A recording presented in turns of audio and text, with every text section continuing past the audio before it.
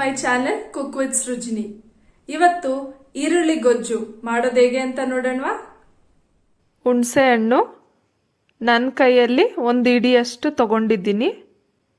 ಅದನ್ನು ನಾನು ಈ ರೀತಿ ಜ್ಯೂಸ್ ಮಾಡಿಟ್ಕೊಂಡಿದ್ದೀನಿ. ಈರುಳ್ಳಿ ಒಂದು ಸಣ್ಣಗೆ ಕಟ್ ಮಾಡಿಟ್ಕೊಂಡಿದ್ದೀನಿ. ಅರಿಶಿನ ಪುಡಿ, ಸಾಸಿವೆ, ಜೀರಿಗೆ, ಕಲ್ಲುಪ್ಪು, ಕರಿಬೇವು, ಕಡಲೆಬೀಜ, ಕಡಲೆಬೇಳೆ, ಸಾಂಬಾರ್ ಪುಡಿ 1 ಸ್ಪೂನ್, ಬೇಕಾದಷ್ಟು ಎಣ್ಣೆ, ಕೊತ್ತಂಬರಿ ಸೊಪ್ಪು ಸಣ್ಣಗೆ ಕಟ್ ಮಾಡಿಟ್ಕೊಂಡಿದ್ದೀನಿ. ಸ್ಟವ್ ಹಚ್ಚಿ ಬಾಣಲಿ ಇಟ್ಟು ಒಂದು ಅರ್ಧ ಕಪ್ ಆಗೋಷ್ಟು ಎಣ್ಣೆ ಹಾಕ್ಕೊಳ್ಳಿ. ಎಣ್ಣೆ ಕಾದ್ಮೇಲೆ ಸಾಸಿವೆ ಜೀರಿಗೆ ಹಾಕಿ, ಸಾಸಿವೆ ಸಿಡಿದ್ಮೇಲೆ ಕಡಲೆಬೀಜ ಕಡಲೆಬೇಳೆ ಹಾಕಿ, ಕಡಲೆಬೀಜ ಕೆಂಪಗಾಗೋವರೆಗೂ ಫ್ರೈ ಮಾಡಬೇಕು. ನಾವು ಯಾವಾಗಲೂ ಒಗ್ಗರಣೆ ಹಾಕಬೇಕಾದ್ರೆ ಸ್ಟವ್ನ ಸಿಮ್ಮಲ್ಲೇ ಇಟ್ಕೊಬೇಕು.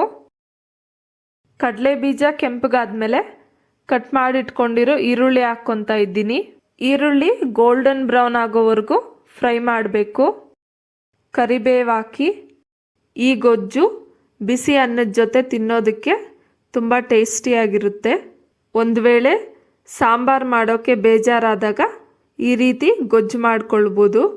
ಈ ಗೊಜ್ಜು ಜಾಸ್ತಿ ಟೈಮ್ ಏನು ತಗೊಳ್ಳಲ್ಲ, ಒಂದು 10 to 15 ಮಿನಿಟ್ಸ್ ಒಳಗೆ ಆಗಿಬಿಡುತ್ತೆ. 1 ಸ್ಪೂನ್ ಸಾಂಬಾರು ಪುಡಿ ಹಾಕಿ ಅದು ಒಗ್ಗರಣೆಯಲ್ಲಿ ಒಂದು ಸ್ವಲ್ಪ ಹೊತ್ತು ಫ್ರೈ ಆಗಬೇಕು. ಈಗ ಕಿವುಚಿಟ್ಕೊಂಡಿರೋ ಹುಣಸೆ ರಸನ ಹಾಕ್ಕೊಳ್ಳೋಣ. ಚಿಟಿಕೆ ಅರಿಶಿನ ಹಾಕಿ, ರುಚಿಗೆ ತಕ್ಕಷ್ಟು ಉಪ್ಪು ಹಾಕಿ, ಮತ್ತು 1 ಕಪ್ ನೀರು ಹಾಕ್ಕೊಬೇಕು. ಮೀಡಿಯಮ್ ಫ್ಲೇಮ್ನಲ್ಲಿಟ್ಟು ಕುದಿಸಿ. ಉಪ್ಪು ಯಾವಾಗಲೂ ಕಡಿಮೆನೇ ಹಾಕ್ಕೊಬೇಕು. ಉಪ್ಪು ಜಾಸ್ತಿ ಆದರೆ ತಿನ್ನೋದಕ್ಕಾಗಲ್ಲ. ಈ ರೀತಿ ಎಣ್ಣೆ ತೇಲೋವರೆಗೂ ಕುದಿಸ್ಬೇಕು. ಸ್ಟವ್ ಆಫ್ ಮಾಡಿ ಕಟ್ ಮಾಡಿಟ್ಕೊಂಡಿರೋ ಕೊತ್ತಂಬರಿ ಸೊಪ್ಪು ಹಾಕ್ಕೊಳ್ಳಿ. ಈಗ ಈರುಳ್ಳಿ ಗೊಜ್ಜು ರೆಡಿಯಾಗಿದೆ. ಸೊ ನೋಡಿದ್ರಲ್ಲ ಫ್ರೆಂಡ್ಸ್, ಈರುಳ್ಳಿ ಗೊಜ್ಜು ಮಾಡೋದು ಹೇಗೆ ಅಂತ ಅಂದ್ಬಿಟ್ಟು ನೀವು ಒಂದ್ಸಲ ಟ್ರೈ ಮಾಡಿ ನೋಡಿ. ಹೇಗೆ ಬಂತು ಅಂತ ಕಮೆಂಟ್ ಸೆಕ್ಷನ್ ಅಲ್ಲಿ ಶೇರ್ ಮಾಡಿ. ಮತ್ತೆ ಈ ವಿಡಿಯೋ ನಿಮ್ಗೆ ಇಷ್ಟ ಆದ್ರೆ ಲೈಕ್ ಮಾಡಿ, ಶೇರ್ ಮಾಡಿ.